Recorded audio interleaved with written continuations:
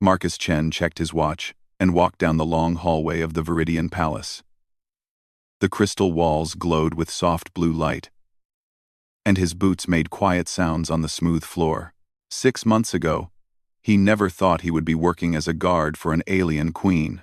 But here he was, one of the few humans in the entire Galactic Consortium who had been trusted with such an important job. The palace was huge. It sat on the moon of Ashtar Prime, and its tall spires reached up into the dark space above. The building had been here for 3,000 years, and everyone in the galaxy knew about it. Queen Lirelei ruled from here, and her family had been in charge for longer than humans had been traveling to other worlds. Marcus was different from the other guards. Most of them were tall, elegant beings with skin that changed colors based on their moods. They moved like dancers and spoke in voices that sounded like music. Marcus was just a human from Earth. Shorter, stockier, and much more serious about his job than they seemed to be. The other guards thought humans were strange. They had heard stories about Earth people and their wars, their stubborn nature, and their refusal to give up even when things looked hopeless. Some aliens respected this. Others thought humans were too violent and unpredictable. Marcus did not care what they thought. He had a job to do, and he would do it well. The Queen had hired him because humans had a reputation. When a human gave their word, they kept it. When they made a promise, they died before breaking it. This was exactly what Queen Lirelei needed. The galaxy was becoming more dangerous, and she wanted someone she could trust completely. Marcus reached the central courtyard where 1,000 courtiers were gathered for the evening ceremony. They sang together in harmonies that made the crystal walls ring like bells. Their voices blended perfectly, creating music that humans could barely understand but always found beautiful. The queen sat on her throne, her blue skin glowing brighter as she listened to her people sing. She was magnificent. Her hair looked like liquid silver, and her eyes were the color of deep space. When she smiled, which she did often, it seemed like the whole room became brighter. Marcus had sworn to protect her, and he meant it with every part of his being. Suddenly, his communication device buzzed against his ear. The voice was urgent and scared. Code red. Unknown ships approaching. All guards to positions immediately. Marcus felt his heart speed up. He had been waiting for something like this. The reports from other worlds had been getting worse. A group called the Obsidian Syndicate was moving across the galaxy, taking over governments and destroying anyone who stood in their way. They wanted to end the old system and create something new, something where they would be in control. The singing stopped. The courtiers looked around in confusion as alarms started ringing through the palace. Marcus spoke into his communicator. What do we know about these ships? 20 vessels, all heavily armed. They are not responding to our messages. Estimated arrival in 10 minutes. Marcus looked at Queen Lirelei. She was standing now, her face calm but serious. She had been expecting this too. The queen spoke to her people in their musical language, telling them to go to the safe areas of the palace.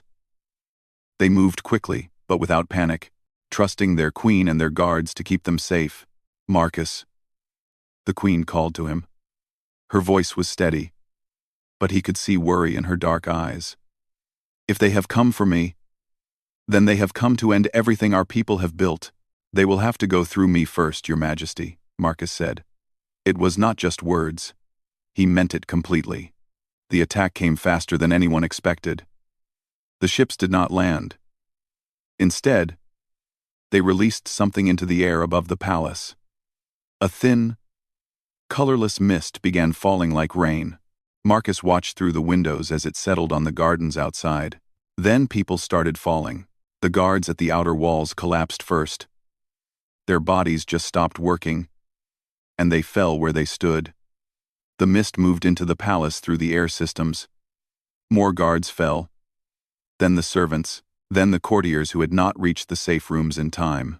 Marcus grabbed his breathing mask from his emergency kit and put it on quickly. He ran toward the queen, but she waved him away.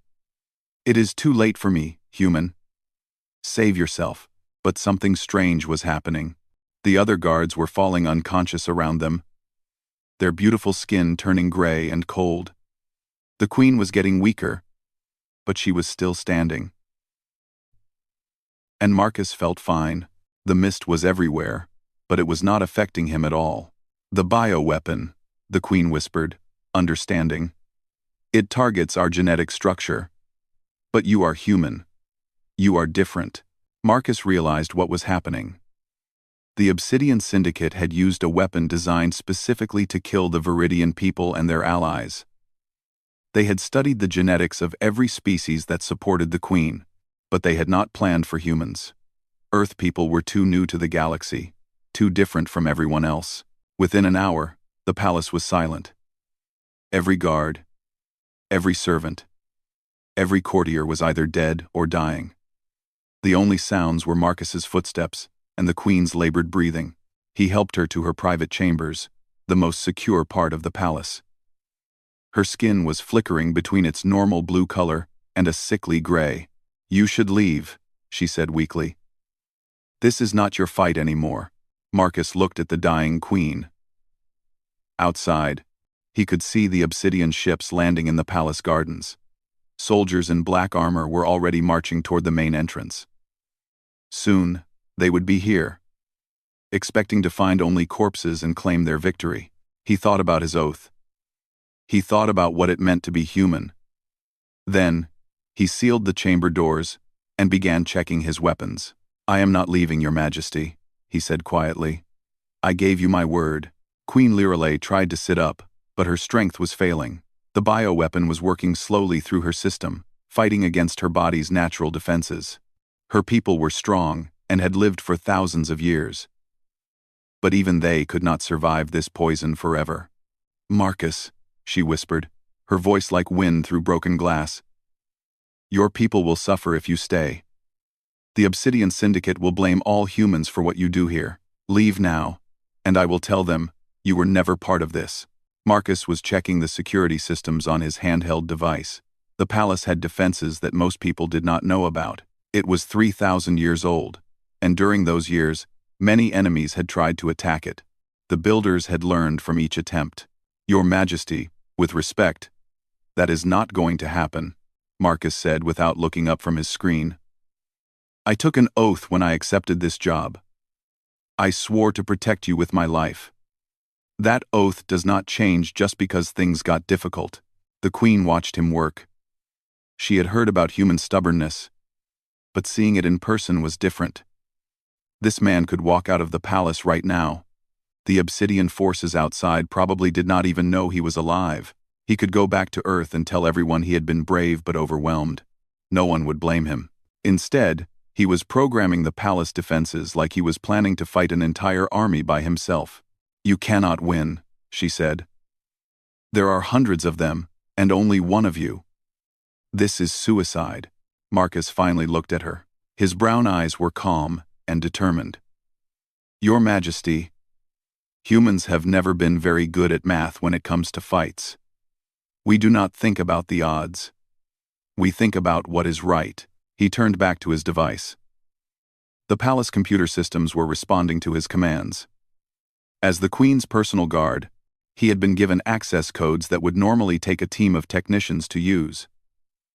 But Marcus had been studying these systems for 6 months. He knew every hallway, every room, and every hidden passage in the palace. "The emergency medical systems in this chamber will help you fight the poison," he said. "Your body is strong. If you can hold on for a few days, you might be able to overcome it." "A few days?" The Queen almost laughed, but it came out as a weak cough. "Marcus, they will break down these doors in a few hours." "No, they will not." Marcus was working on something at the main control panel. This palace was built to withstand sieges. The royal chambers can be completely sealed off from the rest of the building. The walls are 3 feet thick and made of reinforced crystal that can stop ship weapons. The doors are even stronger.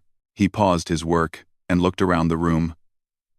It was beautiful, with flowing walls and soft lights everywhere. Artwork from 100 different worlds decorated the spaces between the computers and communication equipment. It was meant to be a place of peace and culture. "I am going to turn this place into a fortress," he said. "And I am going to make them pay for every step they take." Outside the chamber, Marcus could hear the sounds of boots in the hallways. The Obsidian soldiers were inside the palace now. They were probably expecting to find dead bodies and empty rooms. Instead, they were about to meet the first human many of them had ever encountered. Marcus activated the palace lockdown sequence. Heavy barriers dropped down over every window. Security doors sealed off sections of the building. The elegant hallways that had welcomed visitors for 3 millennia suddenly became a maze designed to trap and confuse enemies. The Queen was amazed. "I did not know the palace could do this. Most people do not," Marcus said. "Your ancestors were smart. They built this place to look like a palace, but work like a military fortress when needed. They just never expected one person to have to use it alone." He was moving around the chamber now, pulling equipment out of hidden storage areas. The room had emergency supplies that could last for weeks. There were weapons, medical equipment, and communication devices. There was even a small fabrication unit that could make basic tools and ammunition. "The palace computer is now under full security lockdown," Marcus explained as he worked. "Only I have access to it. I can control the lights, the air systems, the doors, everything. The maintenance robots are now under my command too." The Queen was starting to understand what he was planning. "You are going to use the palace itself as a weapon." "That is exactly what I am going to do." Marcus picked up a human-designed rifle from one of the weapon caches. It looked crude and simple compared to the elegant energy weapons the other guards had carried. But it was reliable. And Marcus knew exactly how to use it. A loud bang echoed through the palace. The Obsidian soldiers were trying to break through the first security door. Marcus looked at his screen. They were using standard breaching charges, the kind that worked well against normal building materials. They would probably get through that door in a few minutes. They would not get through the second door so easily, or the third, or the fourth. Marcus had just turned one of the most beautiful buildings in the galaxy into the most dangerous place to be if you were his enemy, and he was just getting started. "Your Majesty, I need you to rest now," he said gently. "Let the medical systems help you. I am going to go remind these soldiers why humans have the reputation we do." Queen Lirelei watched him check his equipment one final time. This human, who had been hired just 6 months ago, was about to face impossible odds to protect her. She had seen many brave beings in her long life, but she had never seen anything quite like this. "Marcus," she called as he headed toward the chamber door. "Why? Why are you doing this?" He stopped and looked back at her. For the first time since the attack began, he smiled. "Because I am human, Your Majesty, and we do not break our promises." The first day was about learning. The Obsidian soldiers moved through the palace like they owned it, expecting to find only empty rooms and dead bodies. Instead, they found closed doors, darkened hallways, and a building that seemed to fight back against them. Marcus watched them through the security cameras. There were about 50 soldiers in the first wave, all wearing black armor and carrying weapons that could cut through most materials like paper. They moved in perfect formation, communicating through hand signals and electronic devices. They were professional soldiers, but they had never fought a human before. Marcus waited until they reached the grand staircase in the central hall. It was a beautiful spiral of crystal that went up 5 floors, with no cover anywhere. The soldiers started climbing it in a tight group. Marcus pressed a button on his control panel. The stairs suddenly became slick as oil. Emergency foam, normally used for firefighting, sprayed out of hidden nozzles all over the staircase. 20 soldiers slipped and fell, tumbling down the crystal steps in their heavy armor. While they were getting back to their feet, Marcus activated the maintenance robots. 50 small cleaning units rolled out of hidden panels in the walls. But these were not cleaning anymore. Marcus had reprogrammed them, and they were carrying small explosive charges. The soldiers opened fire on the robots, but that was exactly what Marcus wanted. While they were distracted, he used the palace's communication system to play a recording of Queen Lirelei's voice giving orders. The soldiers turned toward the sound, looking for their target. That was when Marcus turned off all the lights in the building. The palace became completely dark. The soldiers switched to night vision equipment. But Marcus had been planning for that too. He activated the emergency lighting system, but instead of normal white light, he made it strobe in random patterns. The soldiers' night vision was useless now. In the darkness and confusion, Marcus struck. He knew every passage and hidden door in the palace. He could move through the building like a ghost, appearing where the soldiers did not expect him, taking his shots, and disappearing again before they could respond. The Obsidian soldiers were trained to fight other armies, fleets of ships, and organized resistance. They were not trained to fight one man who had turned an entire building into his personal weapon. Every door they tried to open was locked. Every hallway they entered became a trap. Every room they searched was empty, but they could never be sure that the human was not watching them. By the end of the first day, the Obsidian force had lost 12 soldiers. They had not even found Marcus, let alone reached the royal chambers where Queen Lirelei was recovering. The second day was about fear. The soldiers moved more carefully now, checking every corner and testing every surface before they stepped on it. But this just made them easier targets for Marcus. He had reprogrammed the palace's environmental systems. The air became too thick in some hallways, making it hard to breathe. The temperature dropped to freezing in other areas, or became so hot that the soldiers had to remove their helmets. Sounds echoed strangely through the building, making it impossible to tell where they were coming from. Marcus used the kitchen systems to create fog that smelled like rotting food. He used the waste disposal units to create horrible noises that echoed through the walls. He made the lights flicker and change colors randomly. The beautiful palace became like something from a nightmare, and through it all, he kept attacking. A sniper shot from a window, an explosion in a doorway, a trap that dropped soldiers into the palace's lower levels where they had to fight their way out through flooded tunnels. The Obsidian soldiers began talking to each other in worried voices. They had never encountered anything like this.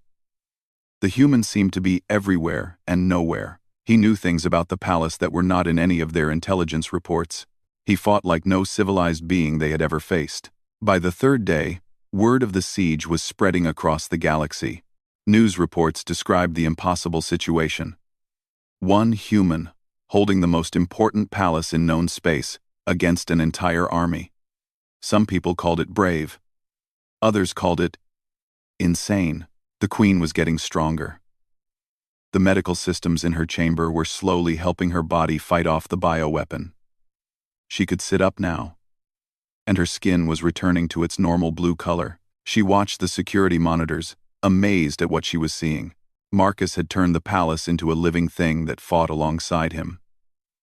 The maintenance robots had become scouts and soldiers. The environmental systems had become weapons. Even the decorative fountains were now traps that could electrocute or poison anyone who tried to drink from them. On the fourth day, the Obsidian commander called for reinforcements. Marcus heard this through the communication systems he had hacked. More ships were coming, with heavier weapons and more soldiers. That night, Marcus made his way back to the royal chambers for the first time since the siege began. He was tired and dirty, with cuts on his face and hands. But his eyes were still bright with determination. "How are you feeling, Your Majesty?" he asked. Queen Lirelei looked at him with new respect. "Much better. Thanks to you. Marcus, what you have done is impossible. No one in the galaxy will believe it." Marcus was checking his weapons and making new plans on his computer. "The hard part is just starting," he said. "They are bringing heavy equipment. I have made them angry, and now they want to finish this quickly." "You could still leave," the Queen said quietly. "You have already done more than anyone could ask.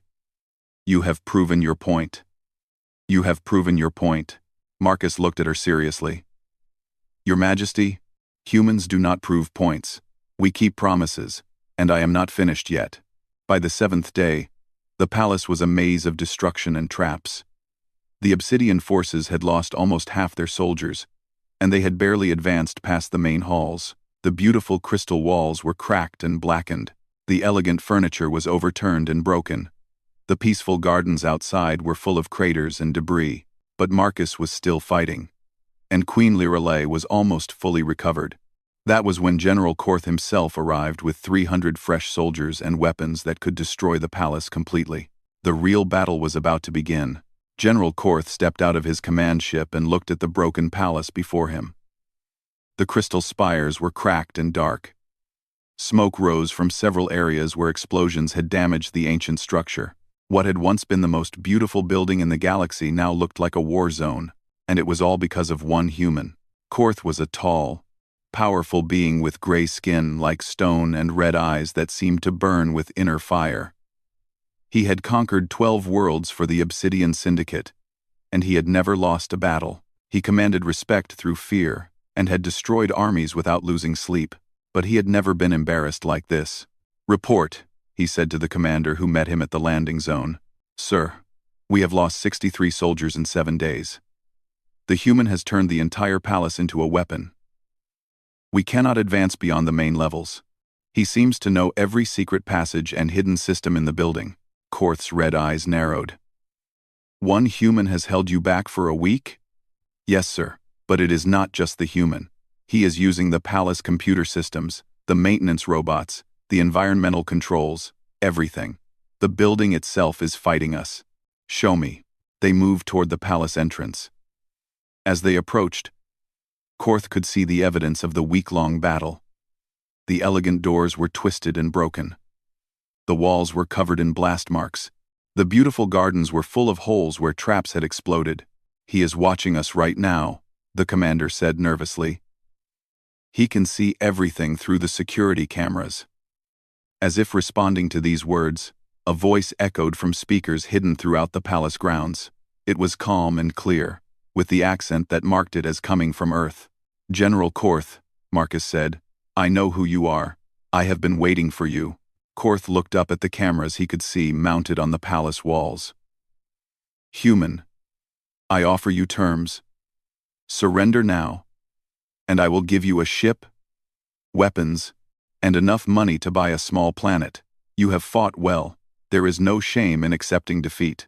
"I did not ask for terms," Marcus replied. "I want to make something clear to you. I am Marcus Chen of Earth. I swore an oath to guard Queen Lirelei, and humans do not break their oaths. If you want her, come and take her." Korth felt anger rising in his chest. He had offered this primitive creature riches beyond imagination, and the human had thrown it back in his face. "Very well, we will take her. And when we do, I will make sure you live long enough to regret your choice." "Bring everything you have," Marcus said. "I will be waiting." The final assault began at dawn. Korth had brought weapons designed to destroy starships. Energy cannons that could crack a planet's crust fired at the palace walls. The ancient crystal structure held, but massive cracks appeared with each shot. Combat mechs 30 feet tall marched toward the palace entrance, their footsteps shaking the ground. These machines were designed to fight entire armies, each one carrying enough firepower to level a city block.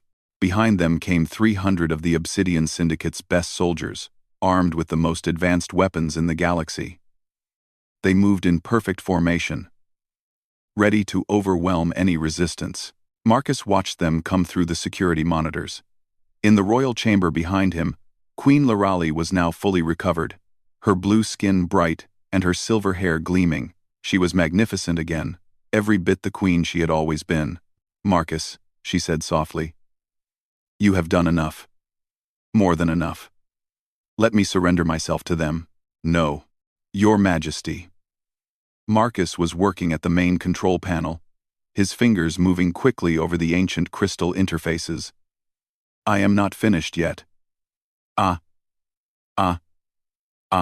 The combat mechs reached the palace entrance and began tearing through the walls with their massive weapons. The elegant crystal structure, which had stood for 3,000 years, cracked and shattered under their assault. Chunks of wall as large as vehicles crashed to the ground. Marcus activated the final stage of his plan. Deep beneath the palace, in chambers that had been sealed since the building was constructed, ancient systems came to life.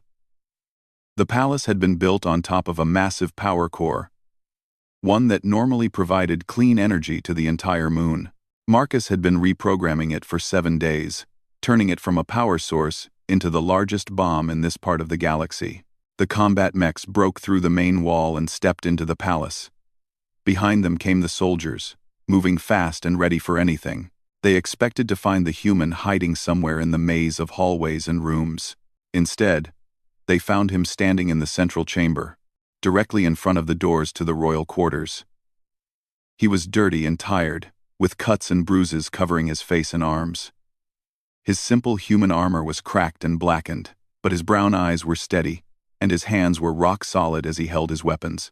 In his left hand was his rifle, the crude but reliable weapon he had carried through 7 days of impossible fighting. In his right hand was something that made the Obsidian soldiers stop in their tracks.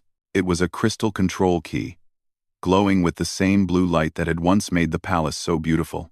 Every soldier in the galaxy knew what it was, the self-destruct control for a planetary power core. General Korth stepped through the broken entrance, his red eyes fixed on Marcus. "Human, do you know what you are holding?" "I know exactly what I am holding," Marcus said calmly. "This palace is built over a power core that supplies energy to half this moon. If I activate it as a weapon, there will be a crater here 50 miles wide. Your ships, your army, everything within orbital distance will be vaporized. You will die too," Korth pointed out. Marcus nodded. "Yes, I will. But I swore an oath to protect the Queen. If the only way to keep that oath is to make sure you cannot hurt her, then that is what I will do." The standoff stretched out in silence. 300 elite soldiers, armed with the most advanced weapons in known space, faced one human with a rifle and the determination to destroy himself rather than break his promise. Korth had conquered worlds. He had faced armies and fleets, but he had never encountered anything like the creature standing before him now. This human was willing to die, not for victory or glory, but simply because he had given his word. "You are insane," Korth said finally. Marcus almost smiled. "General, you just learned the most important thing about humans. We are all a little bit insane. That is what makes us dangerous." Above them, the sky suddenly blazed with light.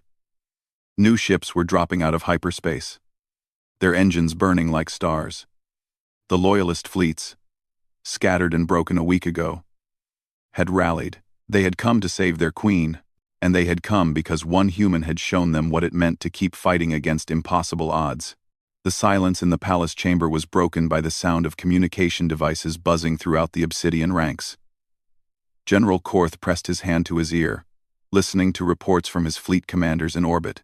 His red eyes grew wider with each message he received. "Sir, we have incoming ships. Many ships." "How many?" Korth demanded, his voice tight with controlled anger. "Over 1,000, sir. The Aldorian fleet, the Centauri Navy, the Vegan Defense Force, and at least 30 other species. They are all flying under the Loyalist banner."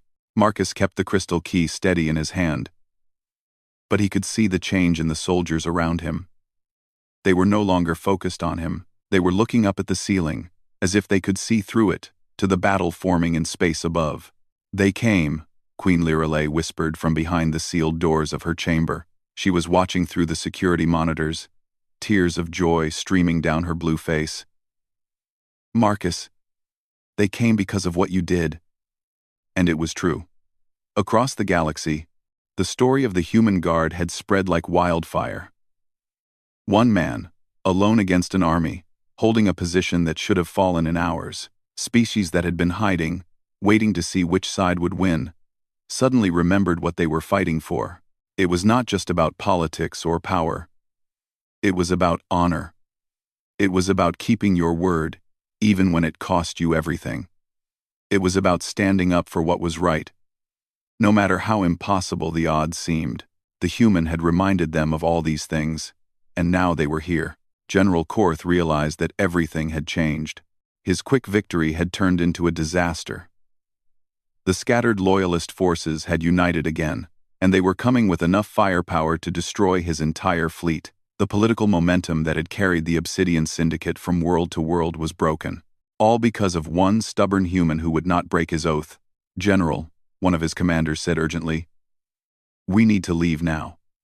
The Loyalist fleet will be in weapons range in 10 minutes. Korth looked at Marcus one more time. The human had not moved. He still held the crystal key, ready to destroy everything rather than surrender. His brown eyes were calm and determined. He had meant every word he said. "You would really do it," Korth said. It was not a question. "Yes," Marcus replied simply. "That is what humans do. We keep our promises." For the first time in his military career, General Korth chose to retreat rather than fight. The cost of victory had become too high. He could take the palace, but it would mean destroying everything he came to claim.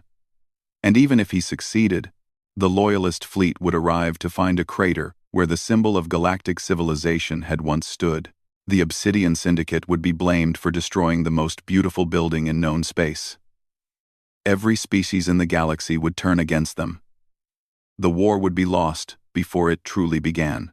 "Withdraw," Korth ordered his soldiers. "All units, return to the ships immediately." The soldiers looked confused, but they obeyed. They filed out of the palace, past the human, who still stood ready to die for his queen. Some of them looked back at Marcus with something that might have been respect. They were warriors too, and they recognized courage when they saw it. As the last Obsidian soldier left the palace, Marcus finally lowered the crystal key. His hands were shaking now that the immediate danger was over. He had been prepared to die. And part of him was surprised that he was still alive. The doors to the royal chamber opened, and Queen Lirelei stepped out. She was radiant, fully recovered from the bioweapon attack. Her blue skin glowed with health and vitality. She moved like flowing water, graceful and beautiful. But her eyes were fixed on the tired, dirty human who had saved her life. "Marcus," she said softly. "You did it. You actually did it."